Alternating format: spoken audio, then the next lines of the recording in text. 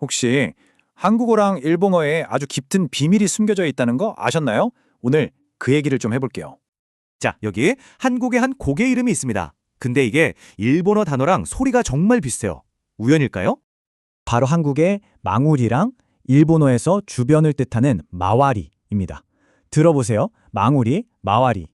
이 비밀을 풀 열쇠가 있습니다. 바로 1436 데이터 법칙이라는 건데 이걸로 한번 분석해보죠.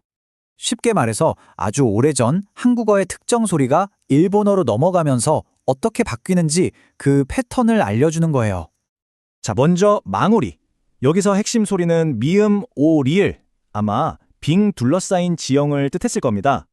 그리고 일본어 마와리. 이건 돌다, 주변이란 뜻이죠. 소리도 의미도 뭔가 통하는 것 같지 않나요? 이 법칙을 보면 아주 중요한 규칙이 하나 나와요. 우리말의 이응 받침이 일본어에선 W 소리로 바뀐다는 겁니다. 그럼 망에 이 규칙을 적용해 볼까요? E가 W로 바뀌니까 마와가 되죠. 거의 다 왔어요.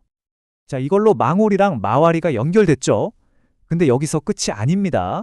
결정적인 증거가 하나 더 있어요. 그게 바로 우리말 돌리다입니다. 아니 이건 첫 소리가 디드인데 대체 무슨 상관이 있을까요? 여기 또 다른 의문 규칙이 등장합니다.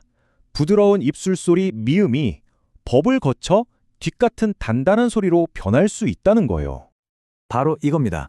마와리의 미음이 돌리다의 DS로 변한 거죠. 생각해보세요.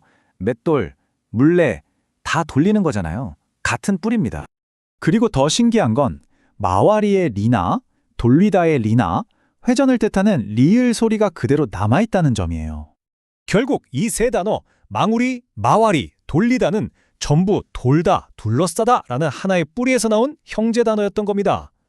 하나의 뿌리에서 시작해서 한국에서는 지형 이름과 동사로, 일본에서는 주변이라는 단어로 각자 자라난 거죠. 이게 뭘 의미할까요? 바로 한국어와 일본어가 아주 깊은 곳에서 언어적 DNA를 공유하고 있다는 강력한 증거가 되는 겁니다. 생각해보면 정말 신기하지 않나요? 우리가 매일 쓰는 말 속에 또 어떤 고대의 비밀들이 숨어 있을까요? 여기서부터 진짜 흥미로워집니다.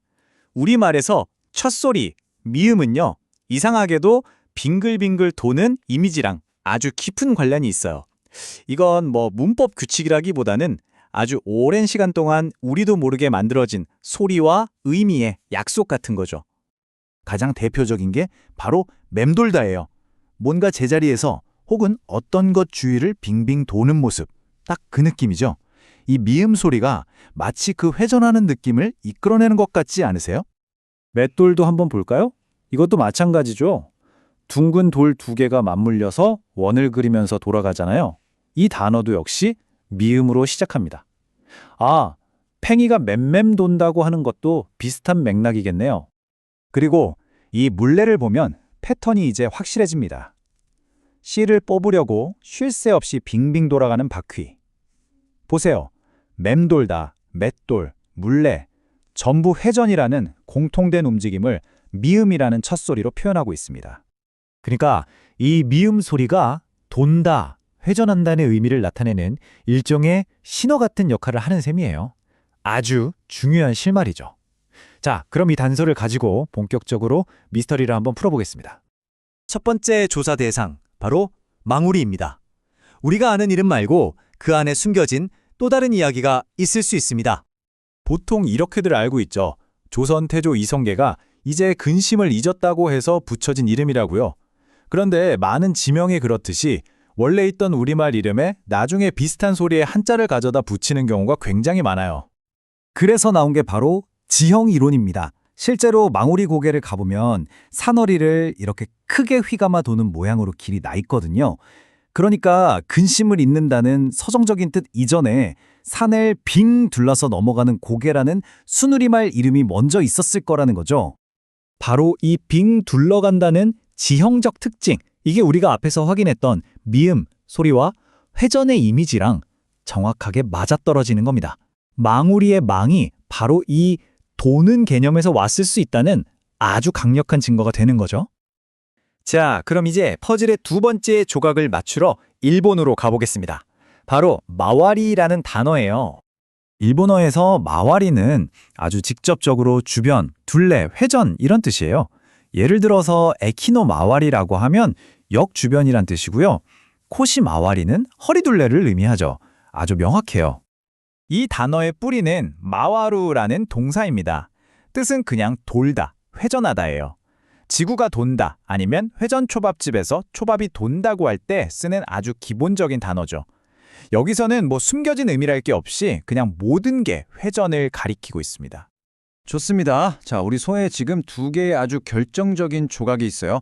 한국어 망우리에 숨겨진 도는 의미, 그리고 일본어 마와리의 아주 명확한 도는 의미. 이제 이 두 개를 나란히 놓고 맞춰볼 시간입니다. 한번 보시죠. 두 단어 모두 미음 소리로 시작합니다. 그죠? 그리고 망우리는 지형이 휘감아 도는 것에서, 마와리는 동사 자체가 도는 것에서 의미가 나왔어요. 결국 근본적으로 뭐예요? 회전이라는 하나의 개념을 똑같이 공유하고 있는 겁니다. 이게 과연 단순한 우연일까요? 뭐 그럴 수도 있겠죠. 하지만 지리적으로 이렇게 가깝고 옛날부터 교류가 많았던 두 언어에서 소리와 핵심 의미가 똑같이 일치하는 단어가 발견된다는 건 결코 그냥 넘길 일이 아닙니다. 어쩌면 아주 먼 옛날 두 언어가 공유했던 하나의 뿌리에서 갈라져 나온 흔적일지도 모르는 거죠. 이제 망우리 고개를 지나갈 때 혹은 마왈이라는 단어를 들을 때 오늘 우리가 나눈 이 빙글빙글 도는 고대의 이미지가 떠오를지도 모르겠습니다. 우리가 무심코 쓰는 말 속에 또 어떤 놀라운 패턴과 역사가 숨어 있을지 한 번쯤 생각해 보는 건 어떨까요? 함께 해주셔서 감사합니다.